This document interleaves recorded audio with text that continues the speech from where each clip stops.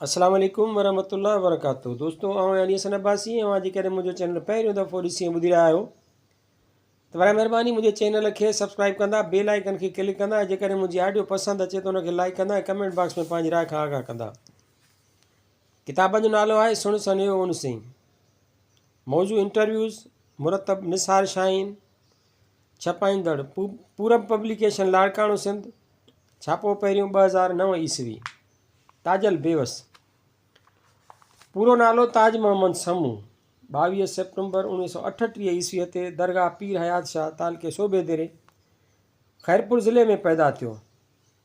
सिंध यूनिवर्सिटीअ मां MA economics private उम्मीदवार तौरु कयईं। जापान, थाईलैंड ऐं अमेरिका मां पिणु तालीमी हवाले सां मुख़्तलिफ़ कोर्स कयईं। 1960 ईस्वीअ में अंग्रेज़ी उस्ताद तौरु सरकारी नौकरीअ में शामिलु थियो। मुख़्तलिफ़ सरकारी उहिदनि ते रहियो। आख़िर में कॉर्पोरेट लॉ अथॉरिटी में रजिस्ट्रार ऑफ कंपनीज़ तौरु मुक़ररु थियो ऐं उतां रिटायर्ड कयईं। सिंधी शाइरीअ में खेसि मुमताज़ मक़ाम हासिलु आहे। तक़रीबन 20 खनि शहरी मजमूअनि खां अलावा नसर में बि संदसि किताब छपियल आहिनि। तारीख़ 13 डिसंबर 2008 ईस्वीअ ते वफ़ात कयईं। ॻाल्हि ॿोल निसार शाहीन। निसार शाहीन, तव्हां लिखण जी शुरूआति कॾहिं ऐं कहिड़ी सिन्फ़ खां कई? ताजल बेवस। उहो 1958-59 ईस्वीअ जो ज़मानो आहे। जॾहिं मूं मैट्रिक जे इम्तिहान जी तयारी पे कई, लिखण जी शुरूआति मूं बैत सां या गीत लिखण सां कई हुई। जीअं मिज़ाज खां शुरूआति कबी आहे, ईअं ई मूं बि मिज़ाजी शाइरीअ सां लिखण जी शुरूआति कई हुई। मूं मैट्रिक 1959 ईस्वीअ में कई ऐं 1960 ईस्वीअ में मूंखे नौकिरी अंग्रेज़ी मास्तरी मिली हुई। निसार शाहीन। छा शाइरीअ खां अॻु इश्क़ करणु लाज़मी आहे? जीअं आम रायो आहे त आशिक़ माण्हू बहितर शेर तख़लीक़ करे सघे थो। ताजल बेवस। उहो शुरूआती ॾाको आहे। हूअं बि तव्हां असां वटि रिवायती शाइरी ॾिसंदो त सॼी मिज़ाज सां आहे ऐं ख़ुदि असांजे सूफ़ियुनि बि इश्क़ कयो आहे। असां वटि तव्हांखे केतिरा ई शाइरीअ में अहिड़ा नाला मिलंदा जन जिन्स जी तफ़रीक़ खां सवाइ इश्क़ कयो आहे ऐं पोइ उहो इश्क़ केतिरो साफ़ु आहे, पाक आहे, उहा ॿी ॻाल्हि आहे। इश्क़ त माण्हू धरतीअ सां बि करे सघे थो। इश्क़ त माण्हू मुक़दस वॾियुनि हस्तियुनि सां बि करे सघे थो। पंहिंजे साणीअ सां बि इश्क़ हूंदो आहे। जीअं भिटाईअ चयो आहे त सजण साणे कंहिं अणासीअ विसरे, हैफ़ तनी खे हो वतन जन विसारियो।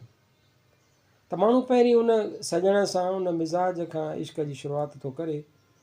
उहो पहिरियों ॾाको आहे। पोइ अॻिते हली उनखे कई रस्ता मिलनि था, पर जवानीअ में जेका वधीक मुतासिर कंदड़ शइ आहे उहो इश्क़ आहे। पोइ इश्क़ खणी कंहिं चिट ते, कंहिं सूंहं ते थी सघे थो। निसार शाहीन। शेर तख़लीक़ करण वक़्तु तव्हांजी कैफ़ियत कहिड़ी हूंदी आहे? ताजल बेवस। अॻु में मां चवंदो हुउसि त हीअ कसरत आहे, रियाज़ आहे। जीअं कुंभर शुरूआति में दिलाचक ते ठाहींदो ऐं उन लाइ कारीगिरी हुन वटि घटि हूंदी आहे, पर हू जीअं लाॻीतो उन मश्क सां गुज़रंदो वेंदो, अॻिते हलंदो वेंदो, 10-15 साल गुज़रण बाद हर ॻाल्हि घड़ाईअ जे लिहाज़ खां, चक तां लाहिण जे लिहाज़ खां, शकिल जे ख़्याल खां, या उन खां पोइ जॾहिं हू आवीअ में विझे थो, उनखे पचाए थो, त उन मरहले में मतिलबु हर लिहाज़ खां अॻु जी भेट में हिन में वधीक पुख़्तगी ईंदी वेंदी ऐं मंझंदि फ़न ऐं बलूगत पैदा थींदी वेंदी। त मां पहिरियां ई ईअं ई सम्झंदो हुउसि त उहो रियाज़ आहे, पर न। हाणे मां जॾहिं बीमार थी अची 2 इस्पतालनि में दाख़िल थियुसि त उन ई वक़्तु मूंखे ख़बर पई त न का शइ आहे जेका माण्हूअ जे अंदरि पैदा थिए थी ऐं उन ई वक़्तु उन जी हालति ॿिए आम माण्हूअ खां मटियल हूंदी आहे ऐं उहा तख़लीक़ी कैफ़ियत हूंदी आहे। उन ई में मां सम्झां थो माण्हूअ में वजदानी कैफ़ियत पैदा थिए थी। उन ॾींहंनि में मूंखे बि जुनून पैदा थियो त मां बि तराइल लिखां ऐं तराइल कहिड़े नमूने ठाहिणु घुरिजे, उन जो जॾहिं मूं मुतालियो कयो 2-3 अंग्रेज़ी किताबनि तां त मूंखे मिड़े ॾांहुं हथु अची वियो। पोइ मूं तराइल लिखणु शुरू कया ऐं ईअं तराइल ठहणु लॻा जो राति जो 1-2 वॻे मूंखे जाग थी वेंदी हुई ऐं ईअं पई लॻो ॼण ज़हन में या अंदरि शऊर में ॼण के भौर या के पखी घिरी विया हुजनि, जेके मूंखे उथारनि था त लिख। जेकॾहिं न पिए लिखियुमि तॾहिं बि निंड असुलु कान पई आई। पोइ बती ॿारे लिखंदो हुउसि, पर घरवारी जो ख़्यालु थींदो त मतां संदसि निंड फिटे। पोइ जॾहिं इस्पताल मां घर शिफ्ट थियुसि, फिजियोथेरापी ज़रिए मुंहिंजो घर में ई इलाजु थियणु लॻो। त हिकिड़े मां पहिरीं ॿाहिरि कार पार्किंग में वञी लिखंदो हुउसि, पर पोइ वरी पलंग भरिसां टेबल ते वॾो पनो रखी लिखंदो वेंदो हुउसि। अखियूं बंदि हूंदियूं हुयूं ऐं लिखण जो अमल जारी रहंदो हो, ऐं ईअं केतिरा ई पना तराइलनि जा लिखी वेंदो हुयुसि। आहे ताक़त का जेका पैदा थिए थी, उहा ताक़त शाइर खे आम माण्हुनि खां ॿाहिरि ॾात जे मुल्क में तख़लीक़ जी दुनिया में वठी थी वञे। पोइ अहिड़ा लफ़्ज़ ऐं अहिड़ा ख़्याल शाइर खे मिलनि था जेके हेॾे होॾे नथा थी सघनि। उहा कैफ़ियत मां सम्झां थो त हर हिक सां कान थींदी हूंदी। मिसाल शाही तराइल असां वटि अॼुकल्ह ॾाढो बहस जो मौज़ू बणियलु आहे। एसी ताईं जो शेख अयाज़ जी तराइल ते बि तनक़ीद पई थिए त तराइल असुल में उहो न आहे। उहो ॿुधाईंदा त तराइल असुल में कहिड़ी ॿोलीअ जी सिंफ़ आहे ऐं उनजो घाड़ेटो छा आहे, कीअं आहे। ताजल बेवस तराइल उहो ई आहे जेको शेख अयाज़ लिखियो आहे, पर असुल जेका सिंफ़ आहे उन मुताबिक़ हिन न लिखियो आहे। अयाज़ जी किताब में तराइल त ॾाढा भला आहिनि, की त ॾाढा सुठा आहिनि, ऐं ख़बर पए थी त तराइल छा थींदो आहे जेकॾहिं माण्हू उन ते तजुर्बो करे। असुल में इहा सिंफ़ फ्रांसीसी आहे, फ्रांसीसी मां अंग्रेज़ी अदब में आई, अंग्रेज़ी अदब मां फ़ारसीअ में आई, फ़ारसीअ मां उर्दूअ में, ऐं हाणे हिते सिंधीअ में आयल आहे। असल में हिन में 8 सिटूं थींदियूं आहिनि, ऐं हीअ हिकिड़े क़िस्म जी नज़म आहे। उहा नज़म जेका पाबंद आहे, हिन में 8 सिटूं थियनि थियूं, जिन मां पहिरीं 2 सिटुनि में मुख़्तलिफ़ काफ़िया थींदा आहिनि। पोइ कनि में रदेफ़ बि हुजे त भले हुजे, न त काफ़िया ज़रूरी आहिनि। उन्हनि 2 सिटुनि खे बुनियादु बणाए उनखे अॻिते वधायो वेंदो आहे। पहिरीं सिट चौथीं सिट में रिपीट थींदी आहे, उनजो वर्जा थींदो आहे। वरी 7हीं सिट में वञी साॻी सिट जो वर्जा थींदो आहे। अहिड़ीअ तरह तव्हां ॾिसंदो त सॼी तराइल में वधि तव्हांखे 3 काफ़िया हिकिड़ा मिलंदा, ऐं उन ई करे मां सम्झां थो त हिन सिंफ़ खे ट्राइलेट चयो वेंदो आहे, जंहिंखे तराइल चयो वञे थो। ट्राइलेट ऐं तराइल में को ख़ासि फ़र्क़ु कोन थो हुजे। उन्हनि 3 काफ़ियनि जे करे हिन खे ट्राइलेट जो नालो ॾिनो वियो आहे।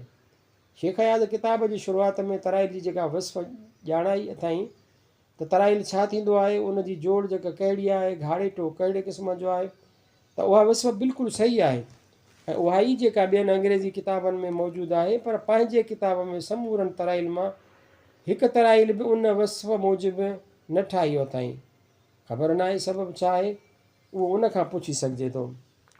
बाक़ी मां जेके ठाहिया आहिनि उहे उन सिंफ़ जे वस्फ़ मूजिबि आहिनि। मूं वटि उन सिंफ़ बाबति 2-3 अंग्रेज़ीअ जा किताब आहिनि, हिकिड़ी डिक्शनरी बि आहे, ऐं अहिड़ी डिक्शनरी अदबी टर्मिनोलॉजी बाबति बि आहे। त उन्हनि में ॼाणायल वस्फ़ मूजिबि मूं समूरा तराइल ठाहिया आहिनि। मूं हिन वक़्त ताईं 250 खनि तराइल लिखिया आहिनि, जेको 2 किताबनि खनि जो मवादु आहे, त उहे समूरा उन जे वस्फ़ मूजिबि आहिनि। ऐं मूं महाग में बि तराइल जे घाड़ेटे ते लिखियो आहे त तराइल छा आहे। तराइल राग भरी सिंफ़ आहे, जंहिंखे लैरिकल चइजे थो। हिन खे ॻाए बि सघिजे थो। हिन में साॻी कैफ़ियत पैदा करे सघिजे थी जेका दोहीड़े या बैत में आहे। मिसाल छा आहे, छा तराइल अॼु ताईं ॻायो वियो आहे? ताजल बेवस ॻायो त न वियो आहे, पर जीअं त तराइल में काफ़ियो वरी वर्जाइजे थो, त उन में तरन्नुम थो पैदा थिए, ऐं उन ई में जेकॾहिं क़ौमी शाइरी हुजे या माहौल सुठो हुजे, उन में हुस्न हुजे, फितरती सुम्ह हुजे, या को जंगी वाक़ियो हुजे जंहिंमें कंहिं सूरमे जो ज़िक्र हुजे, का तारीख़ी हक़ीक़त हुजे, को दास्तान हुजे, त उन में उहा साॻी कैफ़ियत पैदा थी सघे थी। उहा साॻी रस भरी शाइरी पेश करे सघिजे थी जेका काफ़ीअ में आहे, बैत में आहे, दोहीड़े में आहे। ऐं हा, मां अॻिते हली ठाराईंदुसि। मिसाल छा आहिनि, अवां शहर कंहिंखां मुतासिर थी लिखिया? ताजल बेवस बुनियादी तरह सां उस्ताद अलहंदे ख़ान खां मूंखे यादि आहे त 1950-51 ईस्वीअ में मूंखे ऐं पीर हयात शाह जेको गादी नशीन बि हो, पीर हयात शाह ॻोठ जो नालो बि आहे, ऐं संदन ॾाॾे यानी पीर सैद हयात शाह जे ॾाॾे जो नालो बि साॻियो ई हो। त उहो ऐं मां हम उमिरि हूंदा हुआसीं। हू वीचारो कुझु साल अॻु गुज़ारे वियो।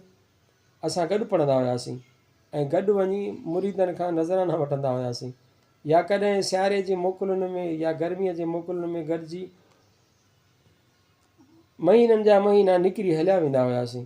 त उन ई संगत में मां अलाए छा छा हासिलु करे वरितो आहे साईंअ खां ऐं उस्ताद अलहंदे ख़ान खां। त बुनियादी तरह असांखे उस्ताद अलहंदे ख़ान भिटाई सम्झायो, ग़ालिब सम्झायो त उन में कहिड़ी रमज़ आहे, उन जी शरह कई वेंदी हुई। उन खां पोइ शहर छा थींदो आहे, उन में कहिड़ी कैफ़ियत पैदा करणु घुरिजे। ऐं वॾी ॻाल्हि त असांजी ॻोठ वारी दरगाह पीर हयात शाह ते हर साल 3 ॾींहं मेलो लॻंदो आहे। जीअं आम रिवायती दरगाहुनि ते मेला लॻंदा आहिनि, उन खां सवाइ हर माह पहिरें जुमे ते पिणु सॼी राति राॻु थींदो। पोइ उहे घंडेराई फ़क़ीर, दरिया जा मला, कलोड़ा फ़क़ीर, भागत, यकतारी ऐं चपड़ीअ वारा फ़क़ीर, उहे सभु ईंदा हुआ दरगाह ते। मानी खाई सभु को दरगाह ते ईंदो, सॼी राति दरगाह ते राॻु थींदो। उते पोढ़ा बि वेठा हूंदा हुआ, जवान बि हूंदा हुआ, कुझु नंढा ॿार बि हूंदा हुआ जेके कुझु देरि राॻु ॿुधी पोइ निंड ईंदी हुअनि त घर हलिया वेंदा हुआ। पर हिकिड़ो नंढड़ो छोकिरो वेठो हूंदो हो सुबुह ताईं। 1950-51 ईस्वीअ वारो ज़मानो ऐं विरहाङे बाद उन्हनि शुरूआती सालनि में चांहि ॿहिराणियुनि में बि पहुचणु लॻी हुई। दरगाह ते बि राॻु हलंदे चांहि ठहंदी हुई। पोइ उहे पोड़ा चांहि ॾींदा हुआ। अहिड़ी तरह सुबुह ताईं उहो छोकिरो उते राॻ ते वेठो हूंदो ऐं सुबुह थियण सां अखियूं मटींदो घर अची माउ वटि पहुचंदो। 1946 ईस्वीअ में उन छोकिरे जो वालिद वफ़ात करे वियो। उन करे ॿियो दर्जो पढ़णु छॾे खेसि मेंहिं चाढ़ियूं पियूं, छाकाणि त 11-12 मेंहिं हूंदियूं आहिनि जेके हू लठ कुल्हे ते रखी झंग में वञी चाढ़ींदो हो। उहो छोकिरो हूंदो हो ताज मोहम्मद समू, जेको पोइ ताजल बेवस थी पियो, जेको सॼी राति समाज जी महफ़िल पियो ॿुधंदो हो। त उहा हिकु तरह सां ॼण त हिकिड़ी तरबियत थींदी वई। ॿियो त गेड़ू रतड़ा कपिड़ा पारींदड़ जोगी फ़क़ीरनि सां बि मुंहिंजी घणी मुहबत हूंदी हुई। जोगी मुंहिंजा पग मट यार हूंदा हुआ। खेनि गले में मुरली हूंदी हुई, हथनि में यकतारो ऐं कपिड़ा गेड़ू रता, ऐं उन्हनि सां मुंहिंजी यारी हूंदी हुई। हू मूंखे राॻु ॿुधाईंदा हुआ ऐं मां पाण बि नंढे हूंदे थोरो काफ़ी कलाम ॻाईंदो हुयुसि। त उन्हनि जोगियुनि जी सोबत दरगाह तां राॻु ॿुधण सां मुंहिंजी तरबियत थी आहे। ऐं ख़ासि करे मुंहिंजे अदब जी उस्ताद अलहंदे ख़ान जे सबक़नि ऐं माहौल मां तरबियत थी आहे। एतिरे क़दुरु जो जॾहिं पखी ॿोलींदा हुआ त मां चवंदो हुउसि त हीअ हाणे लय में आहिनि, ऐं मां उन्हनि जूं मात्राऊं बि ॻणे वठंदो हुउसि। हिकिड़ो पखी अहिड़ो आहे जेको जॾहिं ॿोलींदो आहे त उन जी ॿोलीअ जूं 5-6 मात्राऊं हूंदियूं आहिनि। बाक़ाइदा हिकिड़ो सरगर्म हूंदो आहे। निसार शाहीन, लिखण मां कहिड़े क़िस्म जो सुकून महसूसु कंदा आहियो? ताजल बेवस, कॾहिं कॾहिं का अहिड़ी सिट बि ठही वेंदी आहे, या पूरी मिसरा ठही वेंदी आहे, या कॾहिं कॾहिं का वाई या पूरो बैत ठही वेंदो आहे जो पंहिंजे मुंहं मां खिलणु शुरू कंदो आहियां। ऐं सुबुह सुबुह जो थधिड़ी हीर पई लॻे ऐं गुलनि ते माक पियल हुजे ऐं ओचितो को राबेल जो गुल मुंहिंजे मुखड़ीअ मां टिड़ी पवे, ॼण ईअं महसूसु थींदो आहे त मूंखे बि का शइ हथ अची वई हुजे, ॼण हिकिड़ी बलूगत पैदा थी पई आहे। तंहिं करे ख़ासि करे उहा शाइरी जेका क्लासिकी रंग में कई वञे थी, क्लासिकी सिंफ़ूं जीअं बैत या वाई आहे, त उन्हनि मां के अहिड़ियूं शयूं मौसूलु थींदियूं आहिनि जो महसूसु थींदो आहे त का शइ ठही आहे, जंहिंमें ख़्याल बि आहे, सूंहं बि आहे, का ॻाल्हि बि कयल आहे। तंहिं करे बिल्कुलु जीअं कंहिंखे महबूब जो या साणेअ जी आज़ादीअ जो को पैगाम मिली वञे त माण्हू उथी खड़ो थींदो आहे, त मां बि ईअं बहकी उथंदो आहियां। निसार शाहीन, तव्हां चयो आहे त सिंध फ़क़ति 3 अज़ीम शाइर पैदा कया आहिनि, हिकु शाह लतीफ़, ॿियो शेख हयात ऐं टियों ताजल बेवस। मां चयो आहे, मां पाण चयो आहे पंहिंजे लाइ, न तव्हां मूंखे किथे बि ॾेखारियो मां पंहिंजे लाइ जेकॾहिं ईअं चयो आहे त ॼण पंहिंजे पेर ते पाण कुहाड़ो वियो आहे। कंहिं ॿिए चयो हूंदो, मां न चयो आहे। गुलशन हदीद में ज़ाहिद शेख जी किताब जी मुहरत वारी तक़रीब में मूं चयो आहे त माण्हू मूंखे भेटाइनि था, मुंहिंजो क़दु वधाइनि था, उहे ख़ुशफ़हमीअ में न हुजनि। मां अॼु बि ईअं थो चवां त मां बुनियादी तौरु ॿिनि शाइरनि खां असरु वरितो आहे। हिकु शाह लतीफ़ भिटाई ऐं ॿियो आहे शेख अयाज़।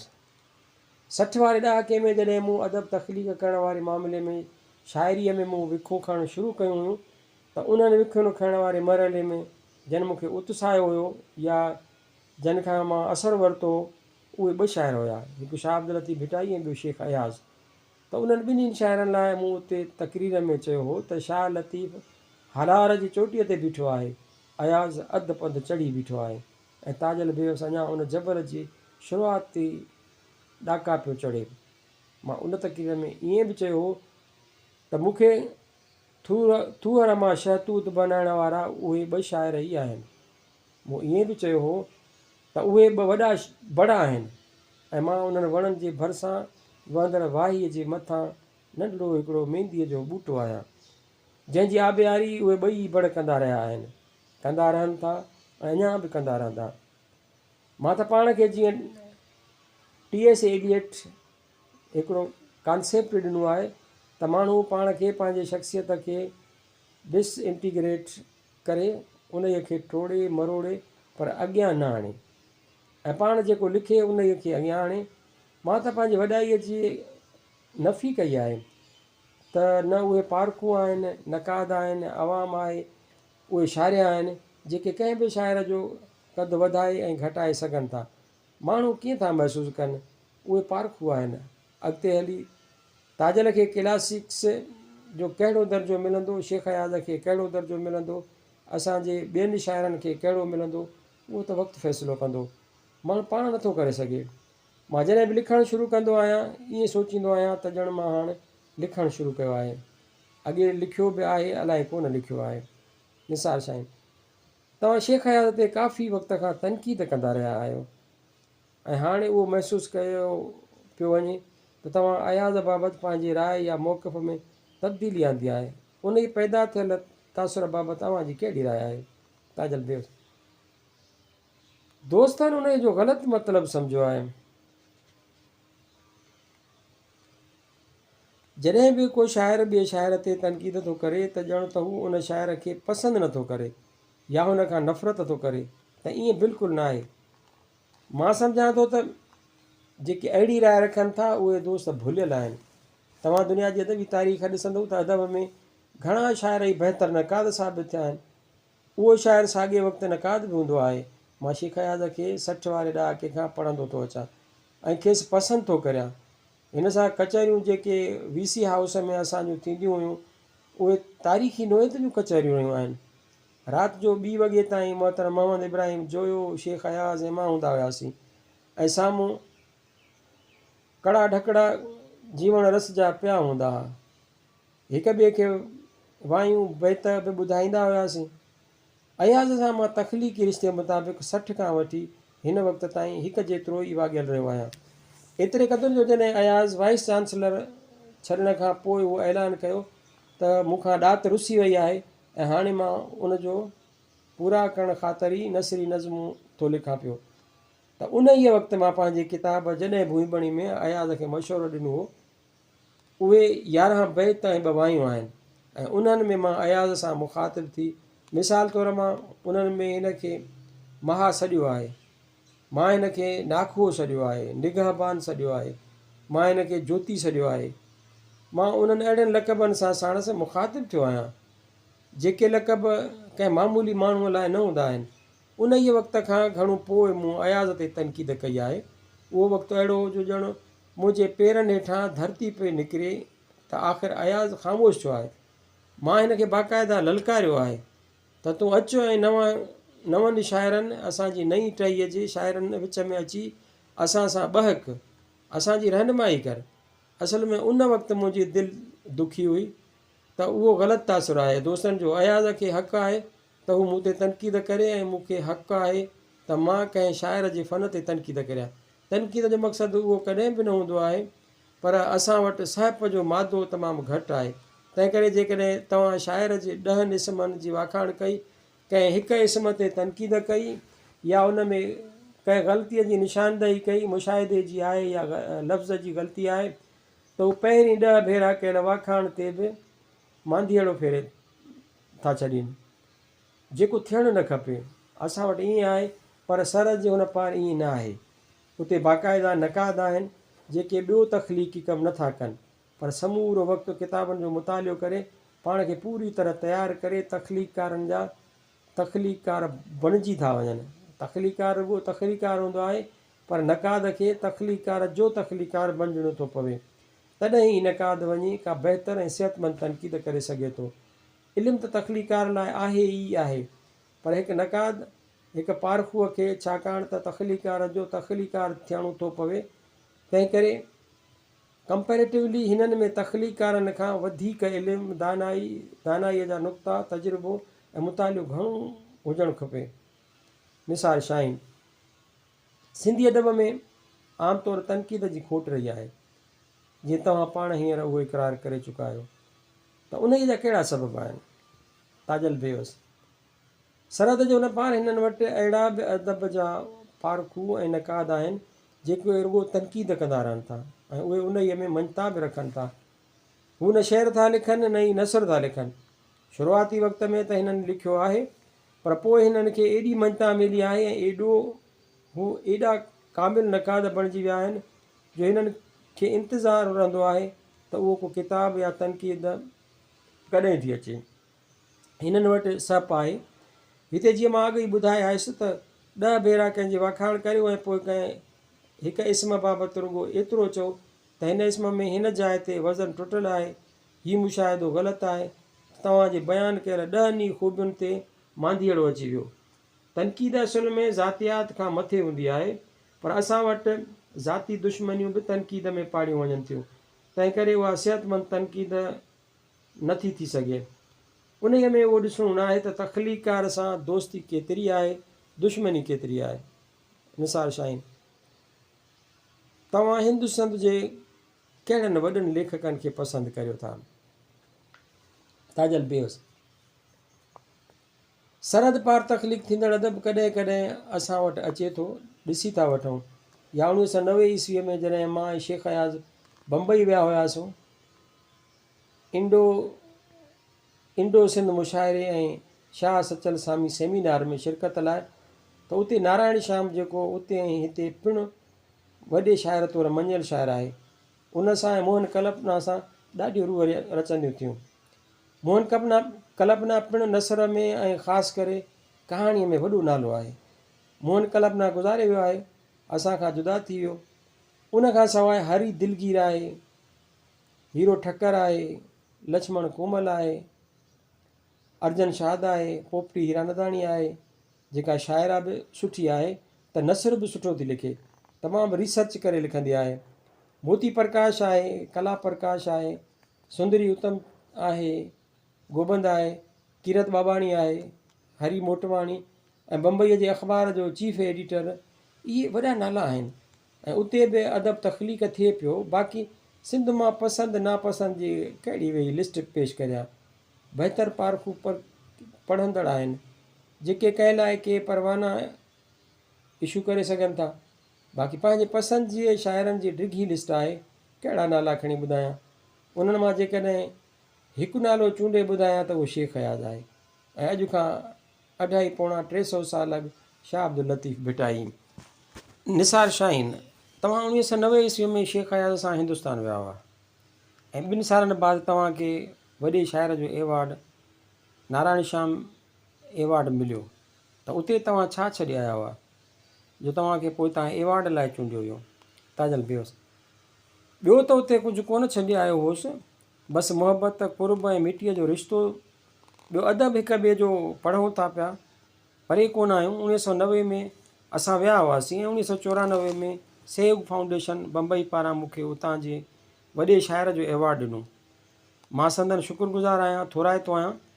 हिननि हिकिड़ी जेका मञता ॾिनी आहे उहा मूंखे अञा अॻिते क़दम खणाईंदी, अॻिते वठी वेंदी।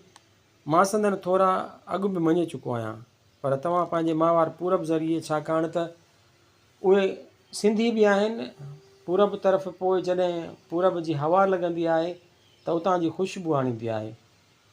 उल्हासनगर जे मिटीअ जी ख़ुशबू बि आणींदी आहे जेका हिते महसूसु कंदा आहियूं।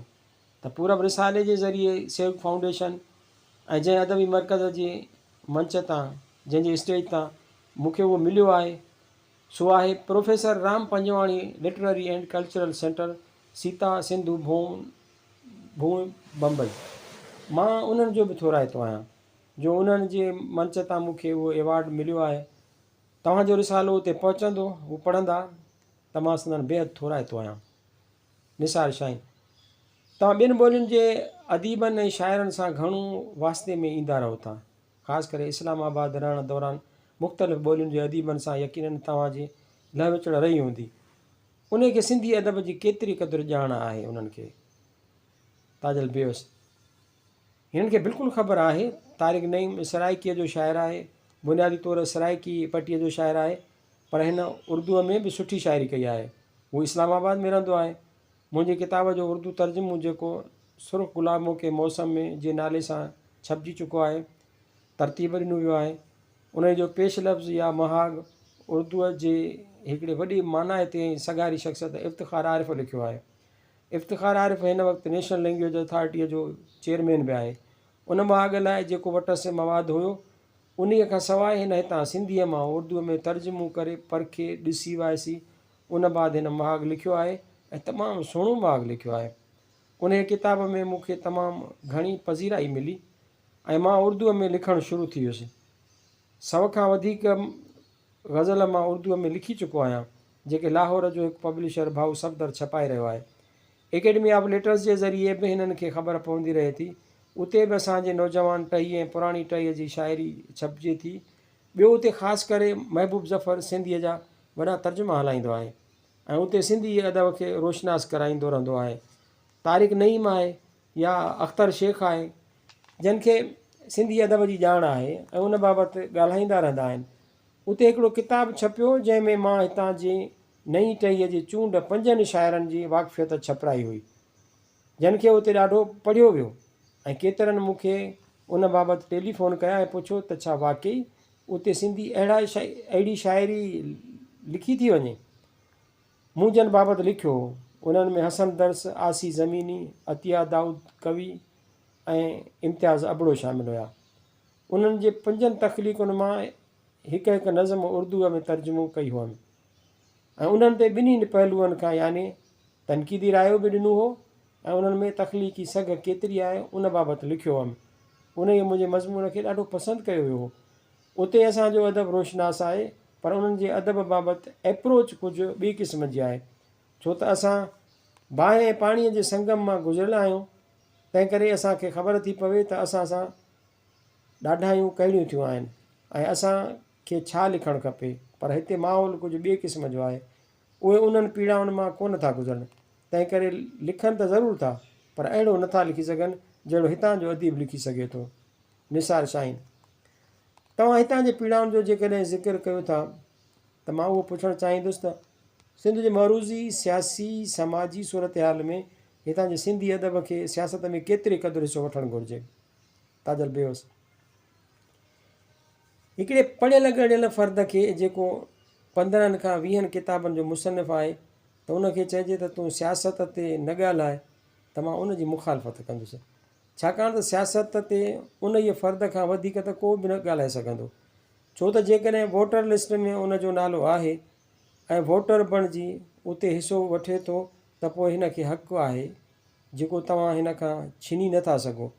मां अॻु बि चई चुको आहियां त वक़्त जे हुक्मरान खां अॻु में उहो शाइर ई आहे, उहो अदीब ई आहे जेको ईंदड़ ख़दशात खां, हालात खां पहिरियां ई आगाही ॾींदो आहे। तव्हां ग़ालिब खे पढ़ो, भिटाईअ खे पढ़ो, तव्हां अब्दुल रहीम गिरोड़ीअ खे पढ़ो, त हिननि जूं पेशन गोयूं सभु सचियूं थियूं आहिनि। जीअं भिटाई थो चवे त उते आदेसनि जो लॻो दग दरो, उते आदेसनि जो लॻो दग दरो, परे पियनि परो नाथ ॾिठाऊं नाह में, नाथ ॾिठाऊं नाह में। उते आदेसिन जो लॻो दॻु दरो, परे पियनि परो नाथ ॾिठाऊं नाह में। त हाणे उन में सॼी ख़ला जी ॻाल्हि करे वियो। ग़ालिब चयो आहे त तू शहर में हो तो हमें क्या गम, तू शहर में हो तो हमें क्या गम, जब उठेंगे तो ले आएंगे दिलो जां और। त अॼोके ज़माने में नई दिलि बि बाज़ार में मिली पई वञे। ॻंढ टोपा कराए नई दिलि वठी मोटी अचो। ऐं अब्दुल रहीम गिरोड़ी पंहिंजे शहर में उहा अॻकथी कई आहे त हिकिड़ा अहिड़ा हमले आवर बि ईंदा ॿाहिरियां फ़रंगी, जेके हिते कब्ज़ो कंदा ऐं चरख़ उॾाईंदो आसमान में मकड़ जे मसला। चरख़ चइबो आहे फीथे खे, ऐं मकड़ जे मसला। हाणे ॾिसो जहाज़ जी शकिल, उन वक़्तु जहाज़ अञा पैदा ई कोन थियो, ईजाद ई कोन थियो।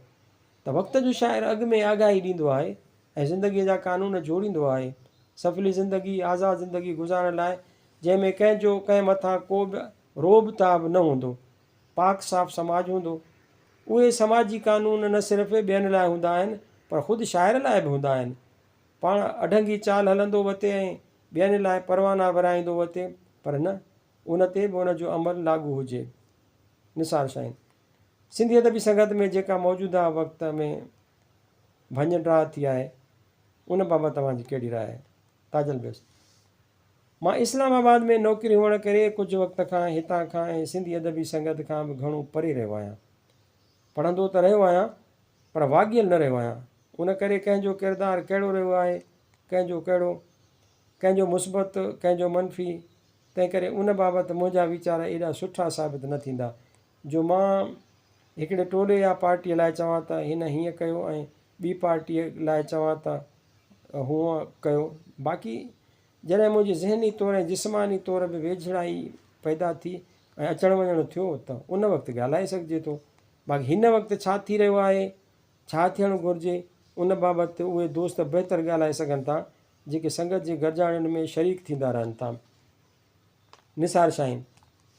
तव्हां जॾहिं सिंधी अदबी संगत में पार्टियुनि जी ॻाल्हि करियो था त छा तव्हांजे ख़्याल में वाक़ई संगत अंदरि ग्रुपिंग या टोलेबाज़ी आहे? ताजल बेस। हा, उहे त आहिनि न। कुझु साल अॻु जी ॻाल्हि आहे, हिकिड़े भेरे सिराज जी नाविल मरण मूसिया ते सिंधी अदबी संगत वर्कशॉप करायो हो, जंहिंमें मूंखे बि ॻाल्हाइणो हो। उहो ख़मीस जो ॾियारो मां ऐं शेख अयाज़ सदर बाज़ार में कंहिं कम सां आया हुआसीं। मूं शेख अयाज़ खे चयो त मां तव्हांखे घर छॾे अचां, छाकाणि त मूंखे सिंधी अदबी संगत जे करायल वर्कशॉप में मकालो पेश करिणो आहे।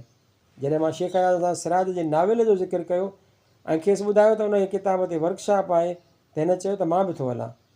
ऐं मां अयाज़ समेत उते पहुतो हुउसि। अयाज़ बीमारीअ वारे मसइले करे उते ॻाल्हाए न सघियो ऐं चुप करे वेही रहियो। अयाज़ खे उन प्रोग्राम जो चङो मुड़ुसु कयो वियो। उन ई वर्कशॉप खां पोइ कनि सिंधी अदबी संगत जे दोस्तनि उन वक़्तु मुंहिंजी मार्केट में आयल किताब ॾूर बि ओॾा सुपरी, जेको हिंदुस्तान में शेख अयाज़ सां गॾिजी कयल सफ़र बाबति सफ़रनामो ते वर्कशॉप कराइण जी तजवीज़ ॾिनी हुई, पर उते मौजूदु संगत जे ॿिनि टिनि कारकुननि उन तजवीज़ जी मुखालफ़त कई हुई त फलाणे जे किताब ते असां वर्कशॉप न कंदासीं।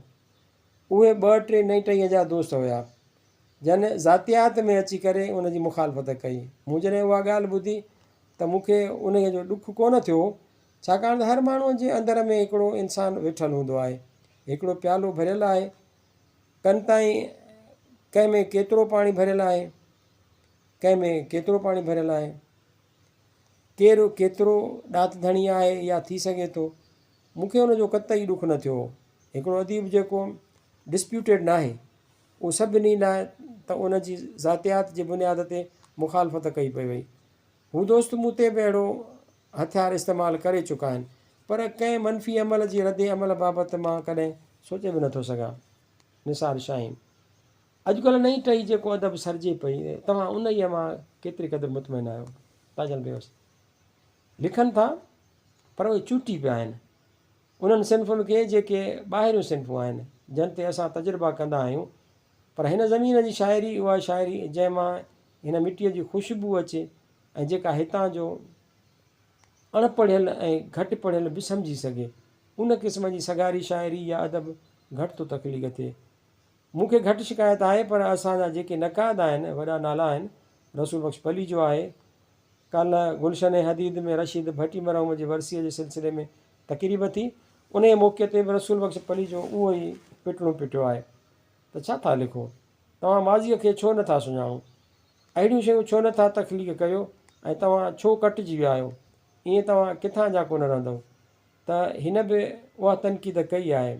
सिराज कंदो रहंदो आहे ऐं केतिरा ॿिया पारखू बि कनि था। पाबंद शाइरी तमामु ज़रूरी हूंदी आहे।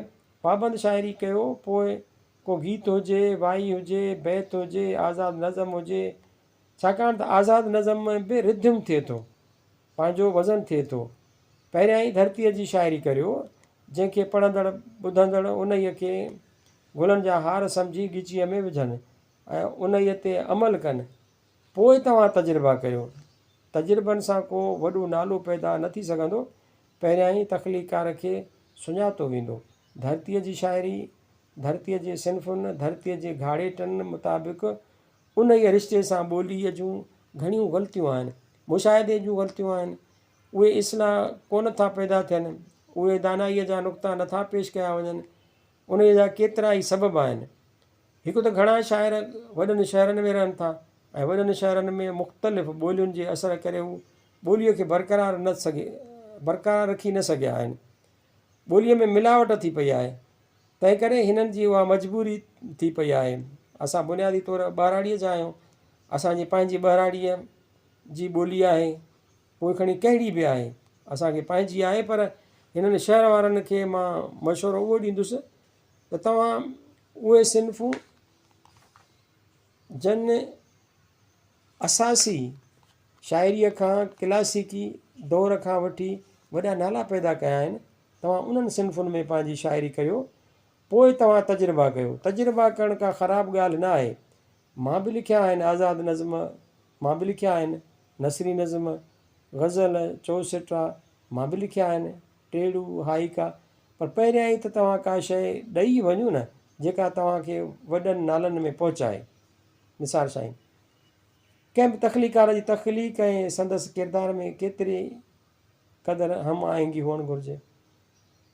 ताजल बियोसि उहो मूं पहिरीं बि चयो आहे त असांजा हिकिड़ा झूनड़ा घणा अदीब चवंदा आहिनि त कानून जेको अदीब जोड़े थो उहो ॿियनि लाइ आहे, पाण लाइ कोन्हेसि।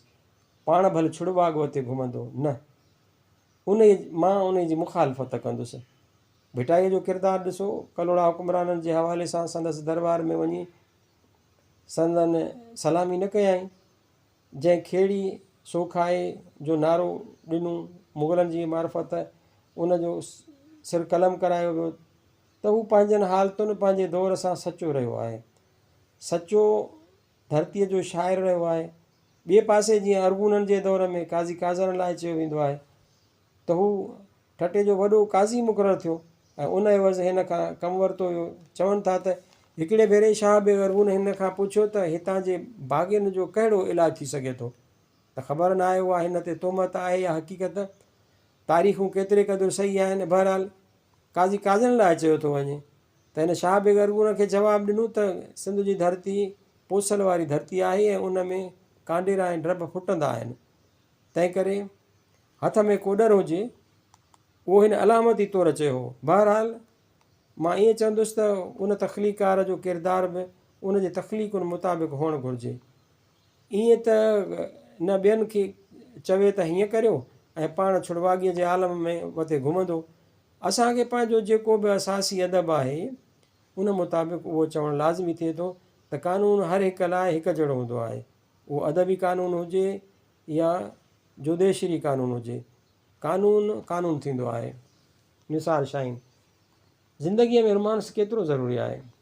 ताजल बेस, उहा त बाक़ाइदा हिकु अदबी तहरीक हली आहे जंहिंखे रुमानवी अदब जे नाले सां सॾियो वञे थो। उन जा बि टे दौर आहिनि, हिकु रुमानवी अदब खां अॻु, ॿियो रुमानवी अदब ऐं टियों उन खां पोइ जो अदब। उन में तमामु वॾा नाला पैदा थिया आहिनि। 5 पहिरीं खेप में वर्ड्सवर्थ ऐं ॿिया नाला आहिनि ऐं ॿी खेप में शेले ऐं कीट्स आहिनि। कीट्स चयो आहे त poetry of earth is never died. ज़मीन जी शाइरी, मिटीअ जी शाइरी ज़ाया कॾहिं बि न थींदी आहे, कॾहिं बि न मरंदी आहे। उहो दौरो 1798 ईस्वीअ खां 1832 ईस्वीअ ताईं, यानी तक़रीबन अधु सदी। पर हिंदी जेको रोमांस आहे, जंहिंमां असां इंस्पायरेशन था वठूं, जंहिंमां जमालियाती असर था वठूं, उन में रोमान लाज़मी आहे। उहो ईअं आहे जीअं ऑस्कर वाइल्ड चयो आहे त जॾहिं बि कंहिं बि शइ या कंहिं किरदार जो हुस्न मुंहिंजे दिमाग़ ते ग़ालिबु पवंदो आहे, मुंहिंजे दिमाग़ खे चकर ॾींदो आहे, त मां लिखणु शुरू कंदो आहियां। त उहो रोमान जेको माण्हू जमालियात जंहिंमां वठे थो ऐं कलम वेही लिखे थो, ऐं उन में जेका ब्यूटी पैदा थिए थी, उहा सॼी जमालियात जे करे आहे। तव्हां यूनानी नंद कथाई अदब खां वठी हलंदड़ रोमानवी अदब पढ़ंदव, तव्हां दांते पढ़ंदव, उन खां अॻु तव्हां अखियुनि खां जॾो शाइर रोमियो पढ़ंदव, उन्हनि में तव्हांखे जमालियात नज़र ईंदी। ऐं हिननि अदब में जमालियात दाख़िल कई आहे त जमालियात तमामु ज़रूरी आहे। पोइ चिट चङो न हूंदो, तव्हां मुतासिर न थींदव त तव्हां न लिखी सघंदव। माण्हू इश्क न कंदो त उन में टिक पैदा न थी सघंदी। उहो न रुॻो पहिरियों ॾाको आहे, पर पहिरें ॾाके खां आख़िरी ॾाके ताईं रहनुमाई कंदड़ आहे।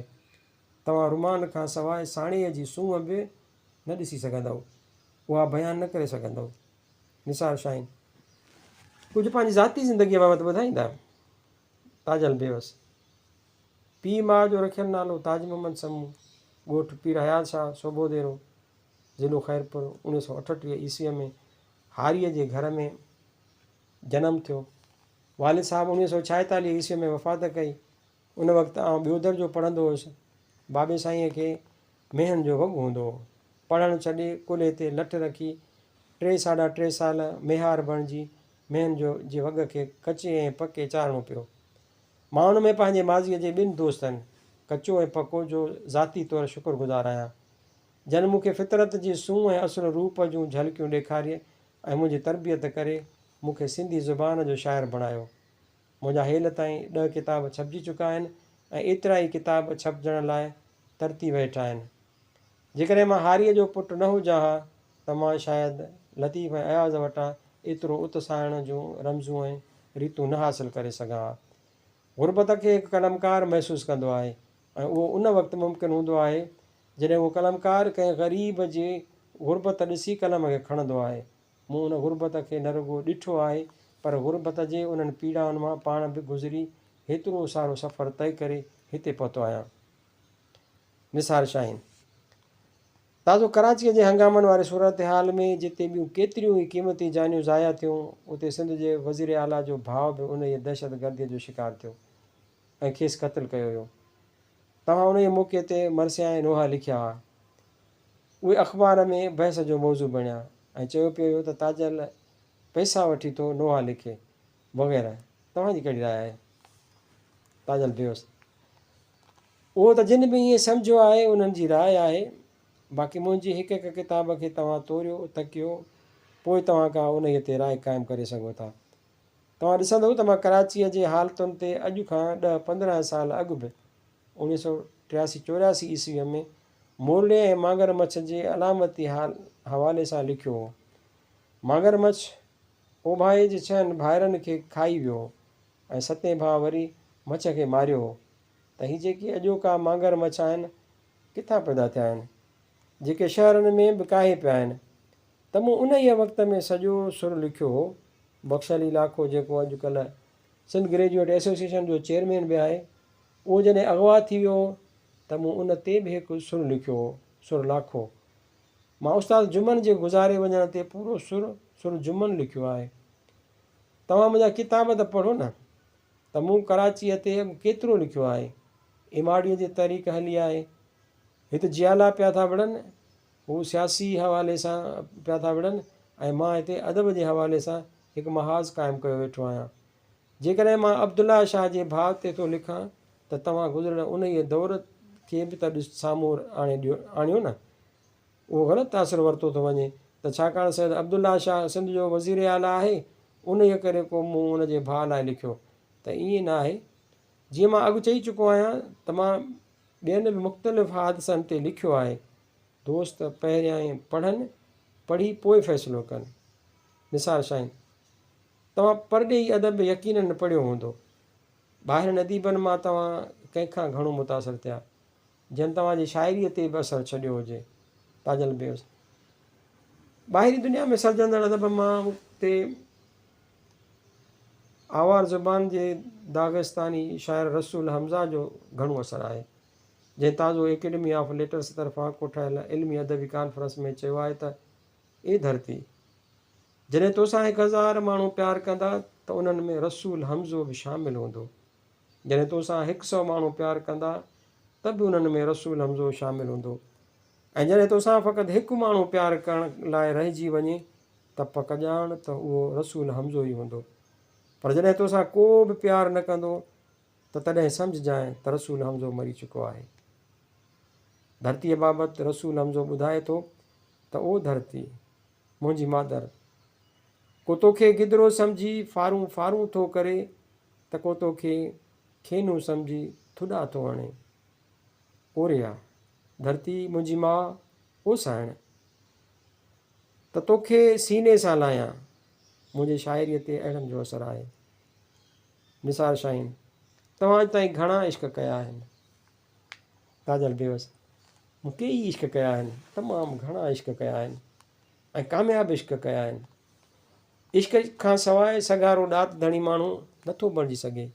हाणे पोइ उन जे इश्क खे कहिड़ी तरह हलाइबो आहे, उन लाइ बि के समाजी कानून आहिनि। को कानून खां ॿाहिरि भटकी थो वञे। हर हिक जी पंहिंजी मसलक आहे त हू उन लाइ कहिड़ो रवैयो अख़्तियार थो करे। बाक़ी इश्क तमामु ज़रूरी आहे ऐं इश्क माण्हुनि सां थींदो आहे। माण्हूअ खां पोइ माण्हू कंहिं इदारे सां इश्क कंदो आहे, साणीअ सां इश्क कंदो आहे ऐं उहो ई इश्क माण्हूअ खे साणीअ जे इश्क ताईं रसाईंदो आहे ऐं लिखण में कामयाबी हासिलु कंदो आहे ऐं उन में सघारा अदबी तख़लीक़ी क़द्र पैदा करे सघंदो आहे।